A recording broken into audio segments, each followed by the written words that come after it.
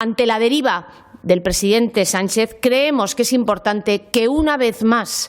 todos los diputados en las Cortes de Aragón podamos votar a favor de la defensa de las víctimas del terrorismo. Estamos convencidos, además, de que esto también lo comparten todos los diputados del Partido Socialista y por eso esperamos que una vez más les daremos la oportunidad de elegir entre Sánchez o nuestra nación, entre la libertad de los españoles o entre la traición de quienes atacan los principios democráticos, para que puedan elegir entre la dignidad de las víctimas y del país o entre los favores a los terroristas, para que puedan elegir una vez más entre el apoyo a las instituciones o elegir a aquellos que quieren acabar con ellas. En definitiva, para que elijan entre la Constitución o entre aquellos que la atacan. Quien prometió defender la Constitución y el Estado de Derecho está dispuesto a ceder precisamente esa dignidad de todos los españoles por mantenerse en el poder.